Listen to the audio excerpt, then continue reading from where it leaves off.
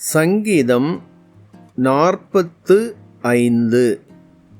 So சனீம் என்னும் வாத்தியத்திலே வாசிக்க கோராகின் புத்திரரிலுள்ள ராகத் தலைவனுக்கு ஒப்புவிக்கப்பட்ட நேச பாட்டாகிய சங்கீதம். என் இருதயம் நல்ல விசேஷத்தினால் பொங்குகிறது. நான் ராஜாவை குறித்து பாடின கவிதை சொல்லுகிறேன். என் நாவு விரைவாய் எழுதுகிறவனுடைய எழுத்தாணி. எல்லா மனுபுத்திரரிலும் நீர் மகா சௌந்தரியமுள்ளவர். உம்முடைய உதடுகளில் அருள் பொழிகிறது. ஆகையால் தேவன் உம்மை என்றென்றைக்கும் ஆசீர்வதிக்கிறார்.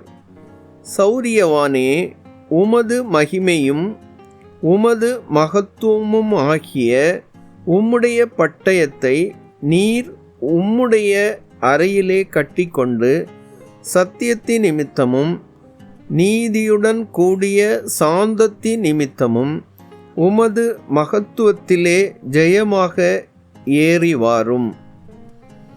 உமது வலது கரம் பயங்கரமானவைகளை உமக்கு விளங்க பண்ணும். உம்முடைய அம்புகள் கூர்மையானவைகள். அவைகள் ராஜாவுடைய சத்துருக்களின் இருதயத்திற்குள் பாயும். ஜன சதளங்கள் உமக்கு கீழே விழுவார்கள். தேவனே, உமது சிங்காசனம் என்றென்றைக்கும் உள்ளது.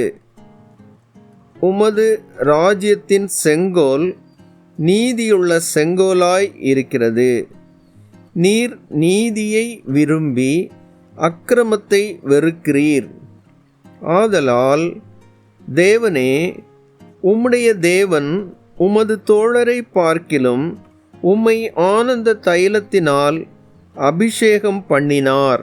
தந்தத்தினால் செய்த அரமனைகளிலிருந்து புறப்படுகையில் நீர் மகிழும்படி உமது வஸ்திரங்களெல்லாம் வெள்ளைப்போளம், சந்தனம், லவங்கம் இவைகளின் வாசனை பொருந்தியதாய் இருக்கிறது. உமது நாயகிகளுக்குள்ளே அரசரின் குமாரத்திகளும் உண்டு.